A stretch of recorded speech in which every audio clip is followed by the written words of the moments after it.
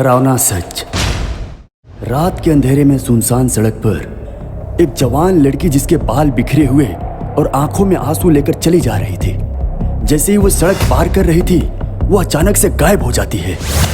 कुछ समय बाद वो लड़की एक रुद्र रूप धारण करके उड़ते हुए नजर आई।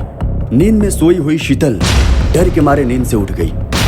घर की लाइट ऑन करते हुए अपने मुंह पर पानी मारती है और शीशे के सामने जाती है। उसके चेहरे पर डर दिखाई दे रहा था। शीतल ने एक बुरा सपना देखा था। एक लंबी सांस लेते हुए शीतल फिर अपने बेड पर जाकर बैठ जाती है। खिड़की के बाहर से कुत्ते की रोने की आवाज सुनाई देती है। खिड़की खोलकर जब वो नीचे देखती है तो शीतल को रात के अंधेरे में कुत्ता रोते हुए नजर आता है।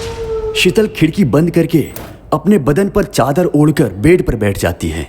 शीतल ने घड़ी में टाइम देखा तो रात के 2 बज रहे थे। तभी कुत्ते की जोर जोर से रोने की आवाज सुनाई देने लगी। शीतल घर से बाहर निकलकर अपनी बिल्डिंग के नीचे जाती है और उस रोते हुए कुत्ते को बड़े प्यार से चुप कराने की कोशिश करती है।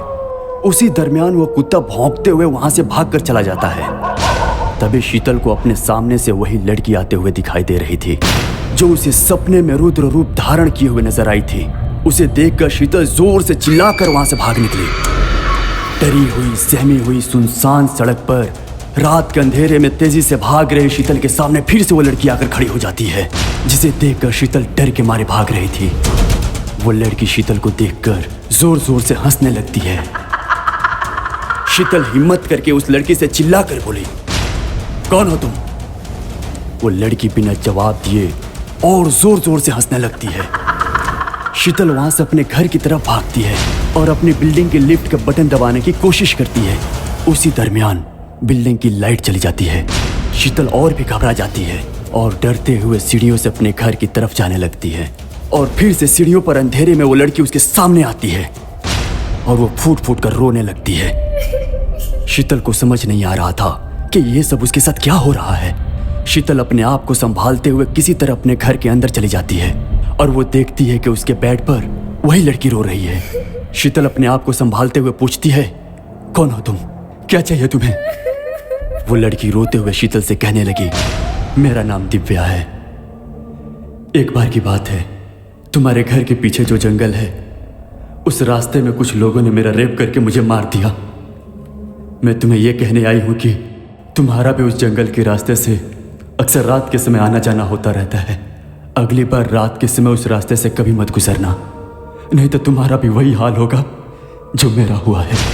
ये बात कहते हुए वो लड़की शीतल के सामने से अचानक से गायब हो गई। ये सब देखकर डरी हुई शीतल अपने बेड पर जाकर चादर के अंदर छुप जाती है। रात के समय फिर से एक बार कुत्ते के रोने की आवाज सुनाई देने लगी।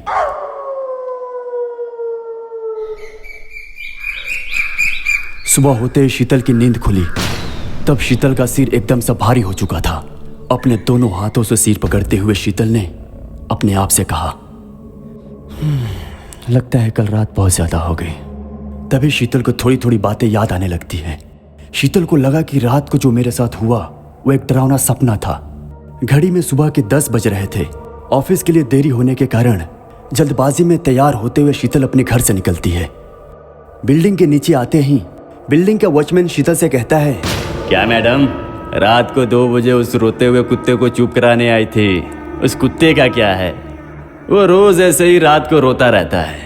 उस कुत्ते की वजह से रोज मेरी नींद खराब हो जाती है। आखिर आप क्यों अपनी नींद खराब करके इतने रात को कुत्ते को चुप कराने आई थी? हाँ मैडम, वो अपने बिल्डिंग के पीछे जो जंगल वाला रास्ता है ना, उस जंगल में उस कुत्ते को कोई ना कोई तो दिखाई देता होगा। और हाँ मैडम, वो जंगल के रास्ते से याद आया, कल रात उस जंगल के रास्ते पर कुछ लोगों ने एक लड़की का रेप करके उस लड़की को मारकर जंगल में ही फेंक दिया। अभी अभी अपने बिल्डिंग का दूध वाला आकर मुझे बता कर गया। आप भी अक्सर देर रात इस रास्ते से आती जाती रहती हैं, जरा संभाल कर, है मैडम? शीतल वॉचमैन की बात सुनकर उससे बिना कुछ कहे ही वहां से कुछ सोचती हुई निकल गई। वॉचमैन शीतल को आवाज देता रहा, मैडम, अरे ओ मैडम। शीतल ने पीछे मुड़कर भी नहीं देखा। उसी दरमियान वो सहमा हुआ कुत्ता शीतल के पास आकर उसके साथ साथ चलने लगा। तो दोस्तों, हमारी आज की कहानी यहीं पर खत्म होती है। अगर पसंद आए तो लाइक, शेयर और सब्सक्राइब जरूर करें। धन्यवाद।